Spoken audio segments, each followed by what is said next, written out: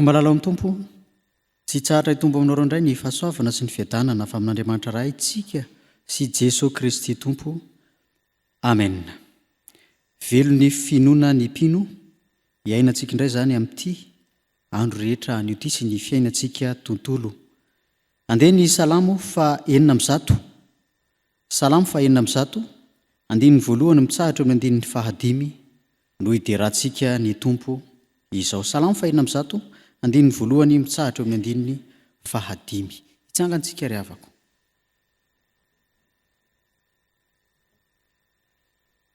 Hideran'ny tompo sika manao hoe Alleloia, mideran Jehovah fa tsara izy, fa mandrakizay ny famindram-pony. Iza ny mahalasa ny asa lehibe ataon'i Jehovah, na mahatonona ny fiderana azy rehetra, sambatra izay mitandrina ny mety, ka manao ny marina mandrakariva. Jehovah, tsarovy aho araka ny fankasitrahanao ny olonao, vangio amin'ny famonjenao aho, ahitako ny soa azo ny voafidinao. Hifaliako amin'ny fifaliany firenenao, hiravoravoako miaraka amin'ny lovanao. Amen. Hivavaka isika ry havako. Andriamanitra n'aiza an-danitro, Andriamanitra lehibe tokoa ianao, Andriamanitra be famindram-po, Andriamanitra be fitiavana. Ary araka ny salamo izay niderana ianao teo, dia tsy voatononay akory, tsy tsaroanay akory izany fitiavanao sy famindram-ponao izany, noho ny aminahy olombelona indraindray mandeha amin'ny fisainana ihany, fa tsy ny fisainanao araka ny fitarihanao fanamasina. Noho izany tompo ankehitriny dia mifona aminao izahay tamin'ny lasanay. Noho amin'izao maraina izao ary izay nitarihanao fanamasina anay, tonga eto amin'ity toeran'ity indray, hiteraka laza amin'ny voninahitra ny anaranao, handray ny teninao sy ny hafatra avy aminao, dia ho tafaray aminao Jesosy Kristy indray anie izahay, noho ny famelanao ny elokay satria mitalao sy ny bebaka aminao izahay amin'izao maraina izao. Dia izay rehetra ho tanterana eto ary tompo, dia raiso ho voninahitry ny anaranao rery ihany amin'ny anaranao Jesosy. Amen. Vavaka isika. Jesosy, ankehitriny tokoa izahay no hamaky ny teninao sy hiaino ny hafatra avy aminao. Ianao ilay fanamasina, mpampahery anay, mpampitombo ny finoanay, mpampianatra anay, no iangaviana indray araka aminay eto, ianao izay efa ao anatinay rahateo. Dia miteneno ianao Jesosy fa miaino izahay. Amin'ny anaranao no afanay mivavaka izany. Amen. Ny mofinaina ho antsika amin'ity an'io ity ry havako dia ny salamo fa 500. Ny salamo fa 500, ny andininy fa 7:30 mitsahatra amin'ny andininy fa 5:70. Salamo fa 500, ny andininy fa 7:30 mitsahatra amin'ny andininy fa 5:70. Amin'ny anaran'i Jesosy manao hoe ary dia nitondra ny olony nivoaka izy, sady nampahazo azy volafotsy sy volamena. Ary tsy nisy nangozoozo na dia ray akory aza tamin'ny fireneny. Faly Egipta tamin'ny nahalasanany, fa efa nahazo azy ny fahatahoran'ireo. Namelatra rahona ho fialokalofana izy, ary afo ho fanazavana noho ny alina. Nangataka izy ireo, dia nahatonga papelika izy, ary mofon-danitra no namokisany azy. Nanokatra amin'ny vatolampy izy, dia nigororona ny rano, ka nandrika tamin'ny tany maina ho renin-drano. Fa nahatsiaro ny teny masina sy Abrahama mpanompony izy, dia nitondra ny olony nivoaka tamin'ny fifaliana izy, ary nivoafidiny tamin'ny fiobiana, ka dia nanome azy ny tany jetilisa izy, ary nandova ny vita ny firenena maro ireny, mba hitandre manodidiny sy hakatoavany ny lalàny. Alleloia. Amen. Ray masino, manamasinana amin'ny fahamarinana, ny teninao ny fahamarinana. Amen. Rehefa koa malala amin'ny tompo, dia tsy tsara hitombo aminareo hatrany ny fahasoavan'i Jesosy Kristy tompontsika ary ny fampiraisana avy amin'ny fanamasina. Amen. Ity mofinaina antsika ity ry havako dia mofinaina izay azo lazaina hoe miavaka eto amin'ny salamo, satria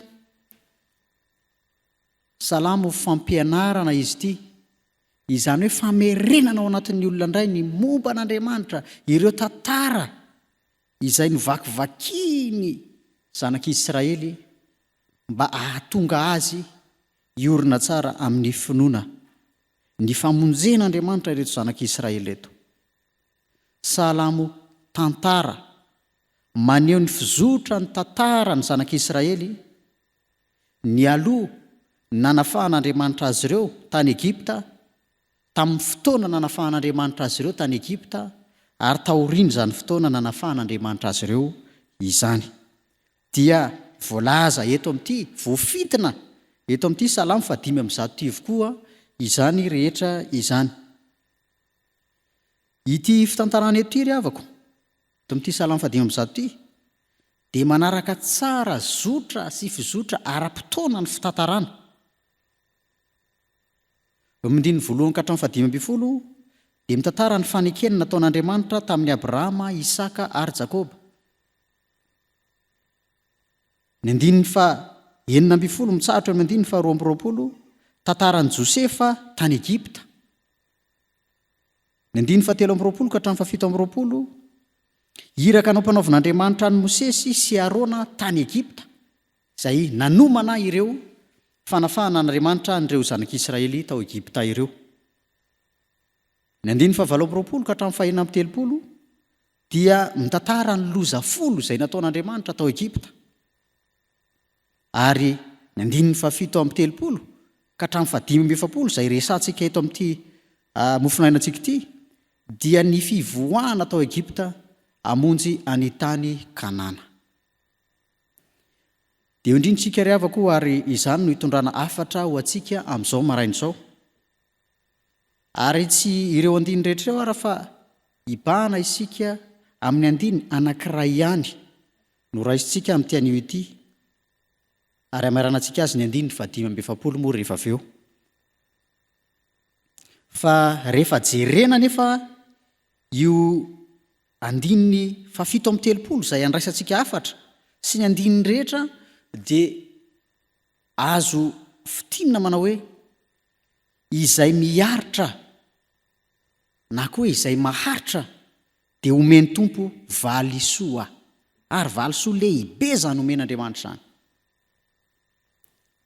Andininy ny valisoa voalohany izay hitantsika eo nomen'Andriamanitra ny zanak'Israely dia volamena, volafotsy, volamena sy volafotsy, sady misy heviny lehibe ry havako zany ara-materialy amin'ny maharen'ny tany azy, no misy heviny lehibe koa ara-panahy izay ambaran'ity soratra masin'ity eto.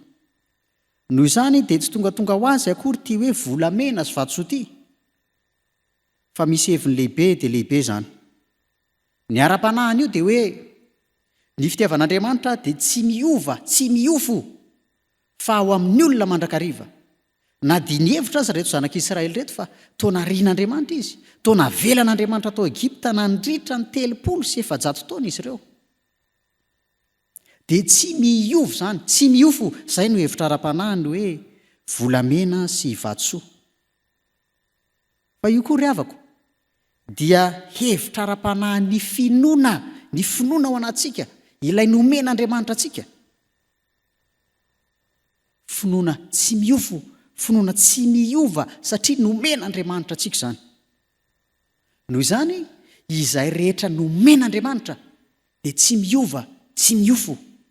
Zao kosa nefa rehefa miaritra sy maharitra ny olona dia mitombo izany, mitombo izany. Toy ny finoantsika koa, rehefa miaritra sy miaritra isika dia mitombo ny finoana izay ao anatitsika ao. Miaritra amin'inona moa? Fa raha ny tantara eto dia niaritra ny fanandevozana tao Egipta ny zanak'Israely nandritra ny 300 taona. Ary zany fiaretana izany dia mafy tokoa, satria velikaravasy sy ny zavatra tahaka izany no nataon'reto Egiptiany reto tamin'ny zanak'Israely raha mampanao asa azy ireo. Sakafo kely vary iray venty, anefa fijaliana tapitrohatra mihitsy, mihoatra noho ny andevo ny zanak'Israely. tao Egypta nanaovany Egyptianina azy. Fa ho tambin'izany fanandevozana mafy nataon'ny Egyptianina any zanak'Israely zany izay efa faminaniana tany aloha, efa nambarin'Andriamanitra io fampanantenana nataon'Andriamanitra fa omeny valosoa lehibe reto zanak'Israely reto. Dia izao volamena sy volafotsy izao, izay endriky ny tsy fiofona, endriky ny tsy fiovana ilay fitiavan'Andriamanitra. Raha avako malala amin'ny tompo, isika koa eo amin'ny fiainantsika dia mila tsaroantsika mandrakariva ary ambara mandrakariva amin'ny fitondrana ny tenin'Andriamanitra io fiaretana sy faharetantsika io amin'ny zavatra rehetra. Indraindray mantsy isika dia tsy maharipery izay ka midododo mitady vahaolana maro samihafa arisy atsy.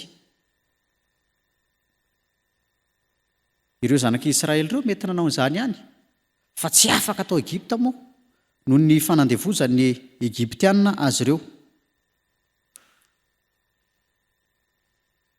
Raha avako malala ao amin'ny tompo, ireto zanak'Israely reto ary zao, satria hiala tao Egypta izy ireo ho any amin'ny tany Kanana, dia olona afaka nafahan'Andriamanitra ary mariky ny fanafahan'Andriamanitra io arena izay nomen'Andriamanitra azy ireo io izao.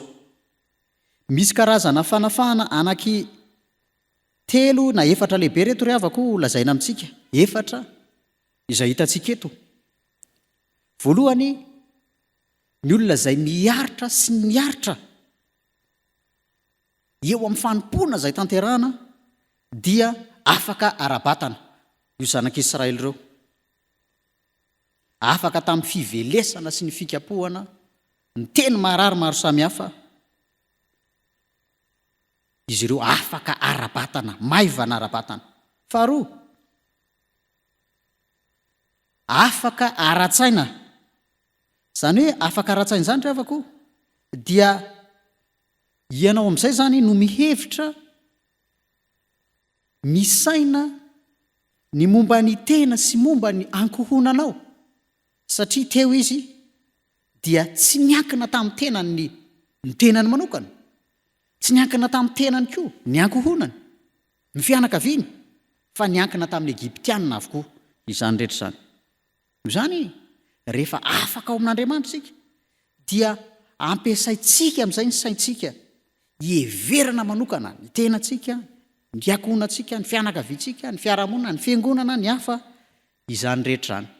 Izany hoe manana fivelarana lehibe tsika rehefa afaka aratsaina ao amin'Andriamanitra. Ny fahatelo ry havako, dia fahafahana ara-panahy lehibe koa io nanafahan'Andriamanitra ny zanak'Israely tao Egypta io.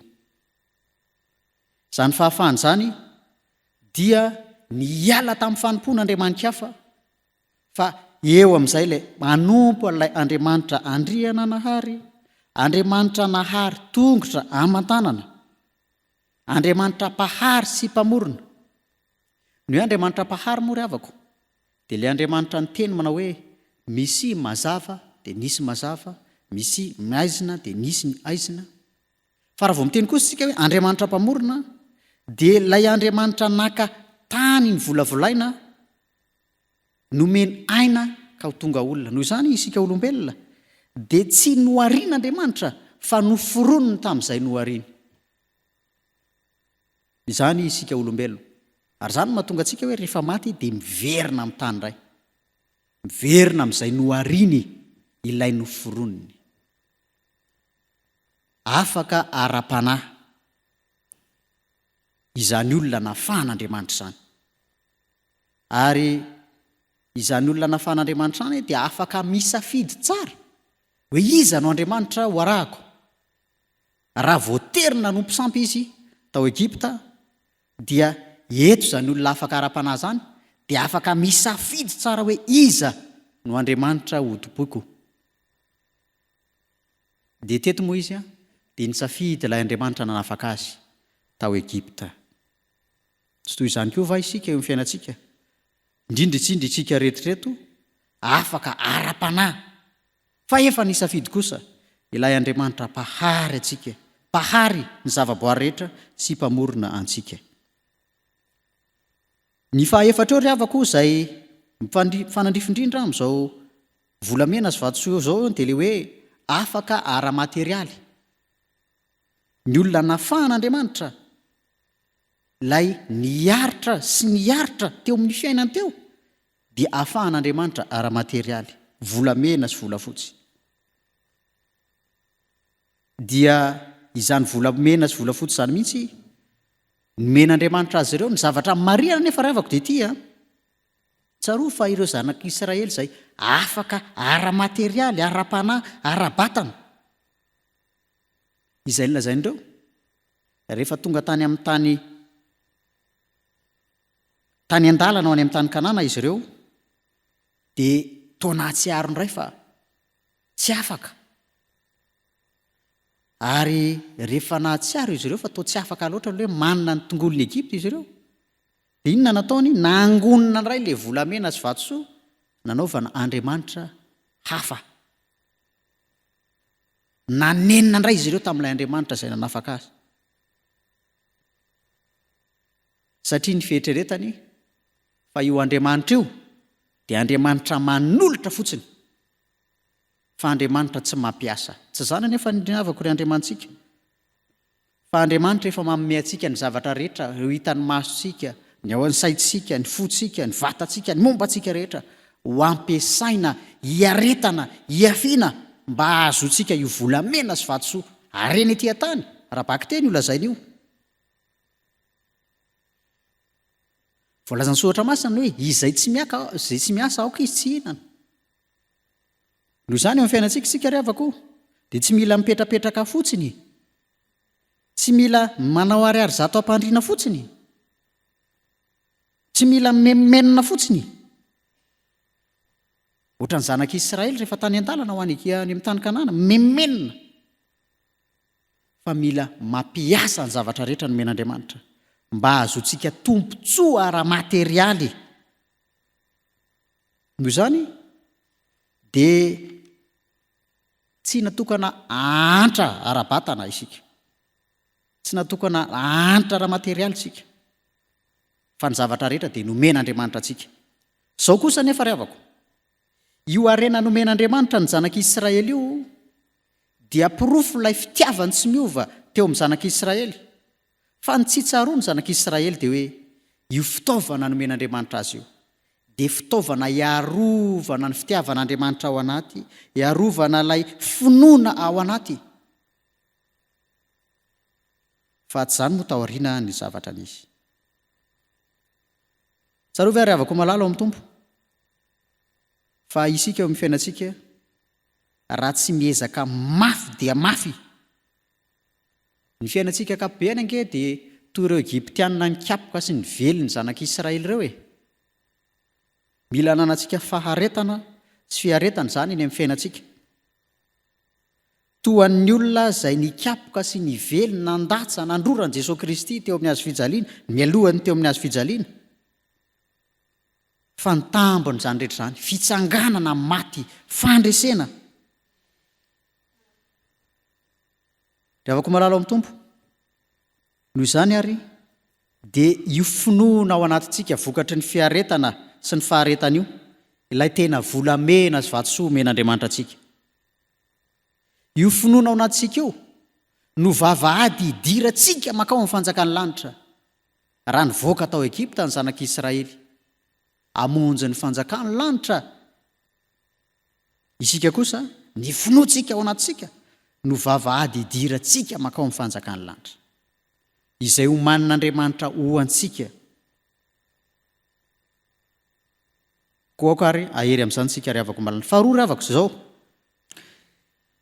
rehefa miaritra sy maharitra isika eo amin'ny fiainantsika dia ity ny valosoa manaraka eo amin'ny 7:30 ihany dia ny tanjaka. Tsy nisy nangozogozo na dia ray aza tamin'ny fireneny. Voalaza ao avokoa fa ao anatina firenena anankiray izany ve tsy hisy zaza, tsy hisy ankizy, tsy hisy olona marary, tsy hisy malemy, tsy hisy tratrany mety ho fahasaponana kely sy ny zavatra ohatr'izany. fa tsy nisy nangozoozona dia iray aza tamin'ny fireneny. Ireo olonareo raha teo olona lanaky ny fanandevozana ka raha ny zavatra tokony isy tamin'izany zany dia olona marefo ireo zanak'Israely ireo. Fa ny zavatra nisy reto dia natanjaka izy ireo. Ary hitantsika amin'ny soratra masina zany tantara fa mandra-pahatonga ny tany amin'ny tany Kanana dia tsy nisolo-kapa izy ireo, tsy nisy rimbona izay zavatra teny amin'ny tenin'ny kapany. Tanjaka omen'Andriamanitra zany. Fahagagana lehibe nataon'Andriamanitra tamin'izy ireo zany. Ny malemy mitsangana, ny osa mahazo herin-dray, ny ankizy madinika, ny zaza amam-behivavy izay mety mampinono sy ny sisa dia niara-nandeha ka nahalilalana avokoa tamin'izany fialana tao Egipta izany. Rehefa ko malala amin'ny tompo, Andriamanitra no mahavita izany. Ary tsy nahavita izany ho an'ny zanak'Israely ihany izy fa mahavita izany koa eo amin'ny fiainantsika. Isan'andro, isan'andro. Raha marefurefo isika, raha somary kivikivy isika, raha somary mbola matahotra isika, eo amin'ny fiaitsantsika, ny fiainantsika manana ayasy tebotebo maro samihafa, dia ho alan'Andriamanitra ireny fahalementsika ireny ahafahantsika ho tonga olona matanjaka. Inona no antony ry havako? Nampatanjaka reto zanak'Israely eto. Dia le teny ery amin'ny fiandohaniny 7:30 manao hoe nitondra. Jehova no nitondra, Andriamanitra no nitondra. Io nitondra io raha avadika aty amin'ny testamenta vaovao dia io le fanahy masina ilay mitantana ny fiainantsika, mampianatra antsika, manavao antsika isan'andro isan'andro. Andriamanitra mitondra, Andriamanitra mitantana, Andriamanitra mivimbina. Fa Andriamanitra koa io mandrindra ny fiainana, mandrindra, mandavorary. Rehefa Andriamanitra zany mitondra antsika dia lavorary avokoa izay rehetra eo amintsika eo, tsy misy fikorontanana zany. Na ara-potoana, na arak'asa, na ara-pivavahana izay ataontsika toy izao dia mirindra avokoa zany rehetra zany satria Andriamanitra no mitondra. Rehefa Andriamanitra ry havako no mitondra zany dia matanjaka isika. Fa rehefa tsy hoentin'Andriamanitra kosa isika dia osa, malemy, tsy mahavaolana, antitry ny olana rehefa tsy mitondra Andriamanitra. Misy olona eo amin'ny fiainantsika ary hitantsika izany raindray fa rehefa miatrika olana ao anatin'ny ray 2 volana fotsiny izy, mivadika fotsy daholo aloha ny volo. Rehefa aorindrina kely mahazoazo hery kely indray dia toa hita miverimberina malantalanty kely indray. Toy izany ny olona ry havako. Noho izany tsarovy fa rehefa Andriamanitra no mitondra antsika dia matanjaka amin'ny lafiny rehetra. Matanjaka ara-batana, matanjaka ara-panahy, matanjaka ara-materialy, matanjaka amin'ny lafiny rehetra isika rehefa Andriamanitra mitondra antsika. Amarana izao ary havako dia izao, inona no lakileny fahatanjahana eto dia ny 9:7. Tandremo sy akatoavy ny didin'Andriamanitra, io no lakileny fahatanjahantsika. Fa rehefa tsy mitandrina sy mankatoa ny didin'Andriamanitra isika dia malemy, osa, satria mariky ny fahafahana ny fankatoavana ny didin'Andriamanitra. Rehefa afaka ny zanak'Israely vao nomena ny didy sy ny teny folo nomen'Andriamanitra, mariky ny maha-olona afaka izany. Noho izany, amin'ny maha-olona afaka antsika koa dia tandremo sy ankatoavy ny didin'Andriamanitra. Ho an'Andriamanitra ny voninahitra ho amintsika izany teny izany, hasoany tena sy ny fanahintsika. Amen. Vavaka isika ry havako. Andriamanitra misaotra anao izay noho ny amin'ny teninao izay nomenao anay. Teny manambara fa rehefa miaritra sy miaritra izay amin'ny fiatrehanay ny hazakazaka ara-pinoana sy ny fiainanay andavanandro izay tsy maintsy tanterahanay, dia omenao valisoa lehibe izahay. Valisoa maro samihafa izany ary manambara ny harena lehibe omenao Andriamanitra anay dia ny finoanay izay ao anatinay. Izany ny zava-dehibe indrindra Tompo, ary izany ny baiko anay amin'ny zavatra rehetra tokony ho ataonay sy mendrika ataonay. Fa eo ihany koa rehefa miaritra sy miaritra izahay dia omenao valisoa lehibe ara-materialy mihitsy azy zany, arena mivantana ety ambonin'ny tany. Tompon'Andriamanitra eo fa valosoa lehibe izay omenao anay koa eo amin'ny fiainanay andavanandro, ny hery, ny tanjaka. Satria Andriamanitra mpanao fahagagana ianao, ka na ny marary, na ny osa maro isan-karazany, na ara-tsay, na ara-bata, na ara-panahy, dia atanjahanao avokoa rehefa manaiky hovombinonao, manaiky ho entinao, manaiky ho tantananao. Tompon'Andriamanitra eo ankehitriny izay dia mivavaka manokana indray ho an'ireto mpamonjy maraim-baovao maraina eto, mba ho tantananao sy hovombinonao tokoa izy ireo. Mangataka izay ny hanomezanao azy ireo valosoa amin'ny ezaka izay tanterahana isan'andro amin'ny famonjena izao fampihovavahana izao.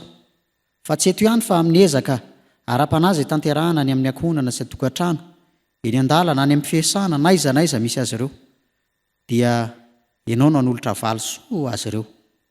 Ny Tompon'Andriamanitra eo, tahizo ireo ambino arovy, ataovy mahita fiteo masonao Andriamanitra sy eo mason'ny olona, ataovy tsara fifandraisana amin'ny olona rehetra, ataovy mifankatia amin'ny olona rehetra, ary dia ho hitan'ny olona fa mitafy anao Jesosy Kristy izy ireo. Izay rehetra tsy voatononay tamin'ity marain'ity, nefa fantatrao fa mahasoa anay dia tanterao amin'ny fiainanay izany. Mivavaka izao ataonay, atambatray amin'ilay vavaka tsara indrindra nampianarin'i Jesosy manao hoe: Rainay izay ny an-danitra, mba masina anie ny anaranao, ho tonga anie ny fanjakanao, atao anie ny sitraponao ety an-tany tahaka ny any an-danitra. Omeo anio izay nasaza ao anay, ary mamelana ny elokay tahaka ny namelanao izay mieloka taminay. Aza mitondra anay amin'ny fahakam-panahy, manafana amin'ny ratsy, ho anao ny fanjakana sy ny hery ary ny voninahitra mandrakizay. Amen. Raisoa ny tsodrano tononona amin'ny anaran'i Jesosy Kristy tompontsika manao hoe: ary Andriamanitry ny fiadanana ny hamasina anareo samy tanteraka, ka ho karovana avokoa ny fanahinareo sy ny anareo, ary ny tenanareo ho tanteraka ka tsy hanatsiny, amin'ny fiavian'i Jesosy Kristy tompontsika. Matoky say miantso anareo, sady izy ihany no ahefy izany. Amen. Hipetraka anareo ry havako, hivavaka mangina isika.